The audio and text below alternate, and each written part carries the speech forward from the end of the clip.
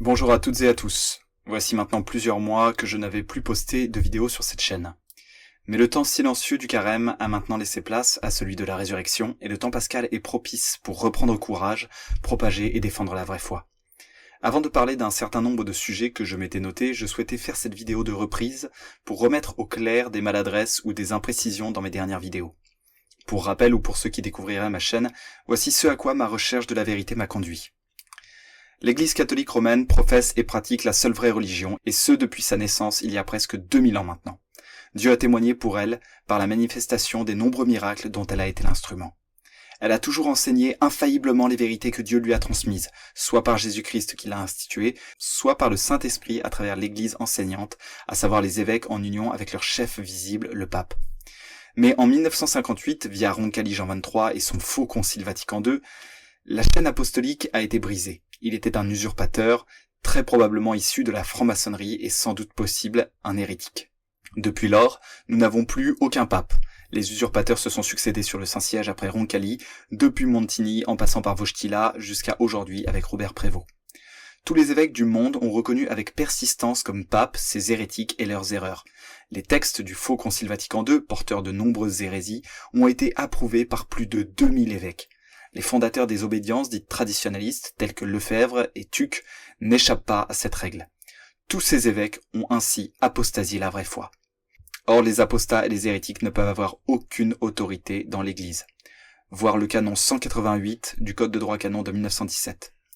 Tous ces évêques ont donc été déchus de leurs fonctions par le fait même, rendant impossible la propagation du sacerdoce et conduisant à la disparition totale du clergé de la surface de la terre.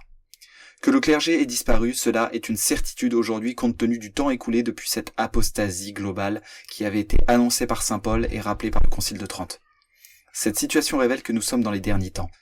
Ainsi, toutes les communautés qui prétendent détenir un clergé valide et pouvoir prodiguer des sacrements sont au mieux dans une grave erreur, au pire dans un mensonge sacrilège.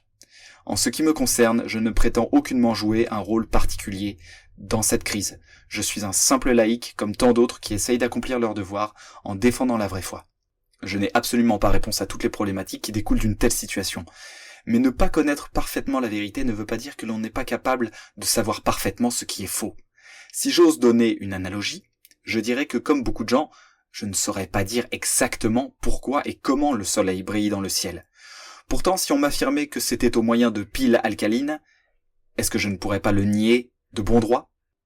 Eh bien, j'affirme que de la même manière, il est très facile pour n'importe qui de constater une contradiction évidente, en l'occurrence entre la doctrine de Vatican II et celle de la vraie Église catholique qui a toujours été professée. Enfin, je n'ai aucunement l'intention de m'affirmer comme supérieur à qui que ce soit qui écouterait mes vidéos. Je ne les fais que par devoir, par obéissance et par charité, pour la gloire de Dieu et le salut de ceux qui sont loin de son Église. Cela passe parfois par des vérités difficiles à entendre. Il est difficile de résumer en aussi peu de temps un tel enchaînement de faits, mais j'invite ceux qui sont réellement en quête de vérité de suivre le chemin de réflexion suivant. Qu'est-ce que l'Église catholique a toujours été et qu'a-t-elle accompli ?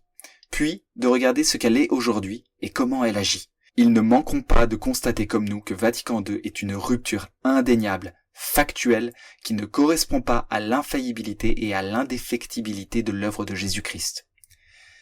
Ces rappels terminés, je souhaitais également vous partager les titres de mes lectures de ces dernières semaines. Je précise que je ne lis que des livres qui datent de bien avant Vatican II avec imprimatur. Depuis le 19e siècle, il y a eu énormément d'ouvrages catholiques de grande qualité en français, pour ainsi dire courant.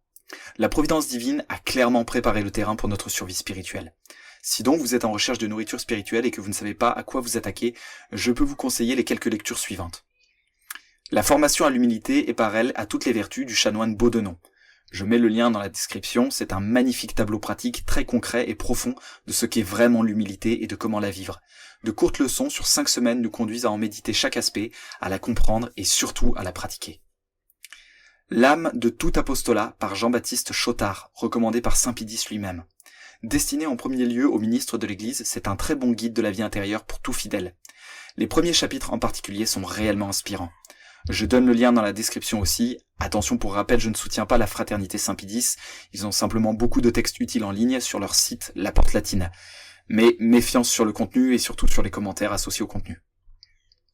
Saint Jean Bosco et les Salésiens de Louis Veuillot et Ce bienheureux qui aimait la France de L. d'Auxerre, je n'ai pas le prénom. Tous les deux sur la vie de Saint Jean Bosco. Ces livres ne sont pas disponibles sur internet, je ne peux pas donc vous les partager, mais globalement, lire des histoires de saints, quels qu'ils soient, est vraiment primordial pour s'imprégner de l'esprit du Seigneur. Il est essentiel de connaître le dogme, mais la foi se vit, elle ne s'apprend pas froidement, machinalement, déconnectée de la réalité. Or, Saint Jean Bosco est un saint très humain, si j'ose dire, assez éloigné de l'image caricaturale que l'on peut avoir du saint par excellence, qui serait nécessairement un anachorète fuyant à tout prix le monde. Non pas que ces saints-là ne soient pas des modèles, je serais mal placé pour le dire, Saint Thibaut en était un. Mais d'une part, ce n'est pas l'unique modèle de sainteté, et d'autre part, ce n'est pas la sainteté qui correspond à tous. L'année liturgique a accompagné ma famille durant tout le carême. C'est vraiment un ouvrage clé pour nous en ces temps apocalyptiques. Explications historiques, mystiques, liturgiques, textes à lire, pratiques à suivre, vie des saints, tout y est. Une œuvre providentielle s'il en est. Il est disponible en ligne, mais je vous conseille fortement de vous l'imprimer ou de vous en procurer une édition quelconque pour pouvoir le consulter dès que vous en avez besoin. Enfin, l'âme de tout apostolat conseille également un livre sur la Très Sainte Vierge que je me suis procuré et dont je vous partagerai sans doute quelques lignes sur cette chaîne. La vie spirituelle à l'école du bienheureux Louis-Marie Grignon de Montfort par Antonin Loumeau.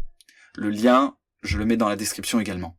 Je ne l'ai pas encore terminé, mais le peu que j'ai lu révèle déjà un très bon compagnon pour la vie dans la dévotion mariale. Voilà pour les partages de lecture. Comme je le disais au début de la vidéo, ces lectures ont été très intenses et enrichissantes pour moi. Je serais très heureux qu'elles puissent l'être pour vous également.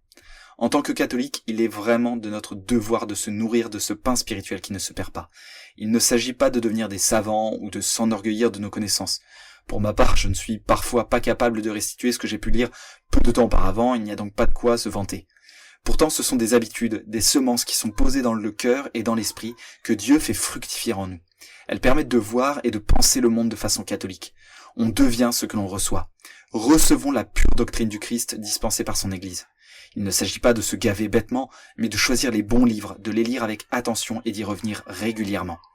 L'Union de foi catholique fait d'ailleurs que les différents livres qui la professent se répondent sur tel ou tel sujet, nous permettant à la fois de revoir certaines vérités et de les envisager sous des nouvelles perspectives.